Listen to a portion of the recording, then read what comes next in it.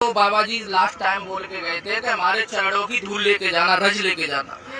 तो लोग रज के चक्कर में उधर एकदम भगदड़ मच गया। अगर बाबा जी ने मंच से कहा कि मेरे चरणों की धूल लेके जाना, धूल लेके जाना, और उसको किसी को भी प्रॉब्लम हो उसके माथे पे लगाना, तो प्रॉब्लम दूर हो जाएगी। दोस्तों, हाथरस में आखिरकार ऐसा क्या हुआ जिसकी वजह से इतनी जाने गई, आइए जानते हैं। हाथरस में सत्संग होता है जहां 2.5 लाख लोग पहुंच जाते हैं, जबकि अनुमति 80,000 लोगों की होती है।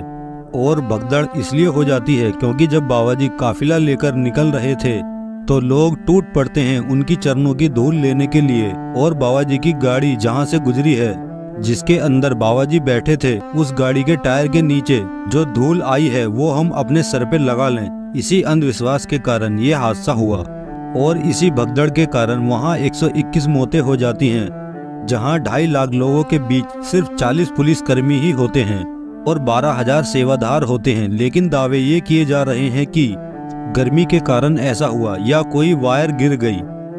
अब कैसे भी हुआ हो, मौतें तो हो गई। और जब ये पूरा मामला हुआ तो लाशों की लाइन लग गई। फिर उन्हें हॉस्पिटल तक कैसे पहुंचाया गया? एम्बुलेंस तो वहाँ थी नहीं, तो कैसे पहुंचाया गया? टेम्पो से, ऑटो से, बसों से, रिक्शों से। और अस्पताल पहुंचने पर पता लगता है वहाँ एक ही डॉक्टर है, बाकी अस्पतालों में फैसिलिटी भी नहीं है। ये है यूपी के हाथरस का हाल। लोगों की लाशें ऐसी पड़ी हैं, उनके लिए ना कोई बिस्तर है और ना ही कोई चादर। रात तक लोग अपने परिजनों की लाशें जमीन पर ही ढूंढते रहते हैं। हादसा दिन में होता है और रात तक वो लाशें ही ढूंढ रहे हैं। सही इलाज नहीं मिला, इसी के कारण बहुत सी मौतें हो जाती हैं। लाशों को ढकने के लिए कफन तक भी मुयस्सर नहीं हुआ। इतना बुरा हाल है यूपी के हाथरस का। यूपी का ऐसा हाल, लेकिन हमें तो न्यूज में कुछ और दिखाया जाता है कि यूपी बहुत तरक्की कर रहा है। अब बात करते हैं अपने आप को भगवान बताने वाले बाबा की। बाबा का असली नाम है सूरजपाल सिंह नारायण साकार हरि भोले बाबा।